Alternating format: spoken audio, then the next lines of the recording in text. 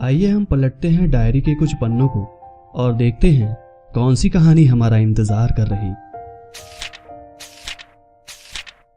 वो आखिरी मुलाकात। ये कहानी लिखी गई है मेरे द्वारा।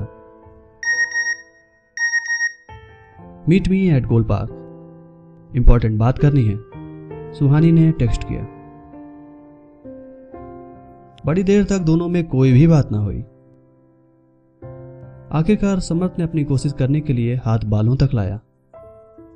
हाथ झटकते हुए सुहानी ने कहा, थोड़ा हद में रहो, I am not your assets, got it mister Samarth.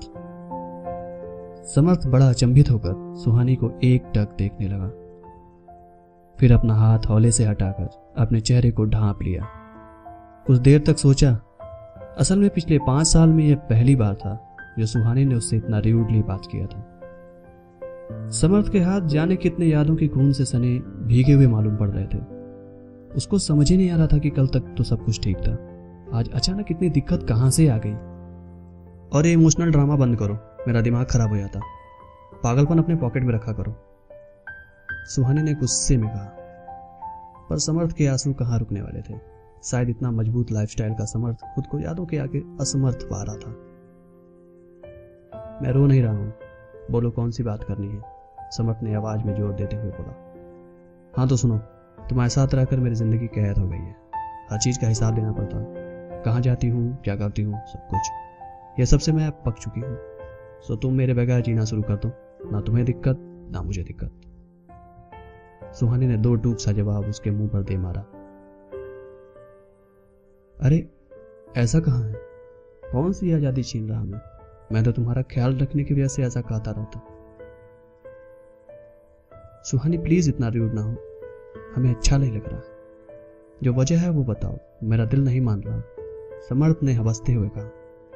Care my foot, तुम सब केयर का हवाला देकर हम लड़कियों की आजादी पर डाका डालते हो। और इसी मुलाकात को आखिरी समझना, दोबारा मेरे से कांटेक्ट करने की कोई भी कोशिश मत करना। मैं तुम्हारी शक्ल तक देखना नहीं चाहती। I hate you and I hate you. Suhani एक बात फिर सुन लो। चिल्लाता हुआ समर्थ उसके पीछे भागा, पर सुहानी ने अपना बैग उठाया और बिना पीछे एक बार मुड़े सीधा चलती गई।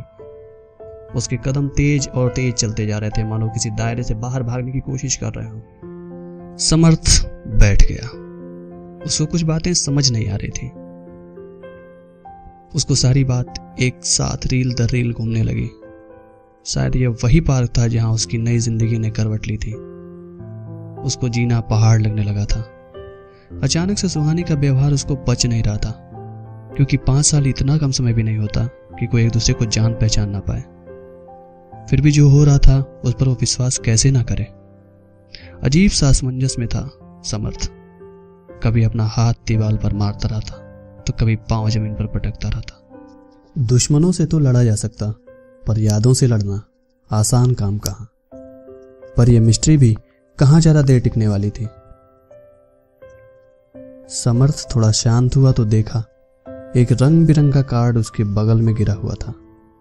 सुहानी त्रिवेदी वेट्स अभिलेख शुक्ला, कुछ ऐसा ही लिखा था उस पर। बस बाकी का माजरा समर्थ के आगे आईने की तरह साफ था। सुहानी का बदलाव इसलिए था कि वो मेरे दिल में नफरत भर सके। वो धीरे धीरे पार्क से निकलने लगा तो देखा सुहानी वहीं बैठे रोए जा रही थी। सुहानी ने समर्थ को नहीं देखा। समर्थ ने जल्दी से कार्ड अपनी शर्ट में डाल लिया। सुहानी एक बार मेरी भी तो सुन लो, समर्थ ने फिर आवाज लगाई। समर्थ की आवाज सुनकर सुहानी अपने आंसू पोंछते हुए झट से पीछे घूमी और बोली, गधे, नालायक, तुम्हारे भेजे में आसानी से कोई बात आती क्यों नहीं? मैं तुमसे प्यार नहीं करती। तो किससे प्यार करती हो? अभिलेख शुक्ला से, समर्थ ने कार्ड दिखाते हुए बोला। अब सुहानी को रोकना नामुमकिन था। उसके आंसू अब समर्थ के आगे ही बिखर पड़े।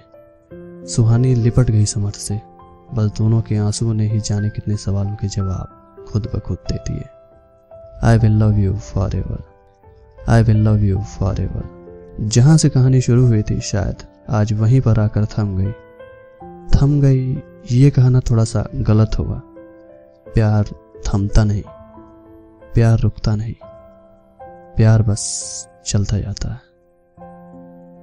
हाँ, वो मुलाकात जरूर आखिरी थी।